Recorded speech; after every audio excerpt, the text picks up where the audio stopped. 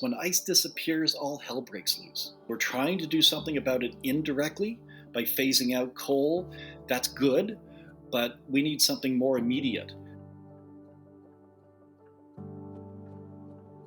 Hi, my name is Mark Terry, and my relationship with Wilfrid Laurier University is I'm a contract faculty member teaching this year a course called Documentary Ethics. A lot of my research has always been in the polar regions. I studied climate change through the lens of the scientists that work there, and I would often go to where they are in the field and interview them while they're doing their research. So the value of that is we get to see not only their findings and the discoveries that they make, which is very exciting, but also the methodologies of how they do their research. The United Nations really wanted to see and present a lot of that research at their big climate summit in Copenhagen that year, COP15. It marked the very first time that a documentary film was invited by the United Nations to serve a very specific role as a data delivery system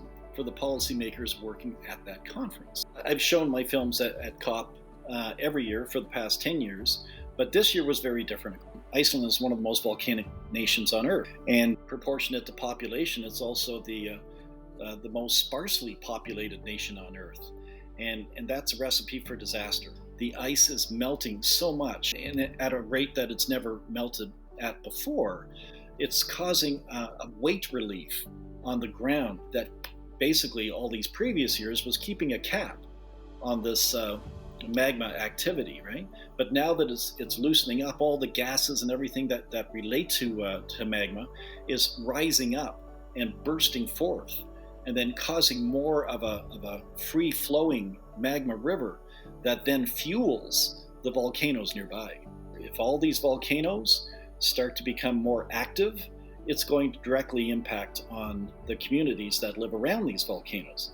Like the one that just went off this year in March, Fagradalsfjall, that is only 15 kilometers from Reykjavik, the capital, very, very close to where people live.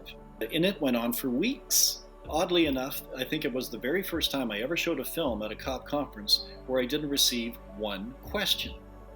Instead, what I received was praise and gratitude for showing it, because a lot of the policymakers in the audience were not aware of these new issues related to Iceland. It's very important to visualize what's being done in climate research, because a lot of the data is numeric and it's charts and graphs, right? And that tends to blur all together and look very similar after a while. But when you can actually provide what's known as documentary terms as visible evidence of the claims that are being made in writing, then all of a sudden it's a little easier to understand, and it really accelerates the path to progressive new policy.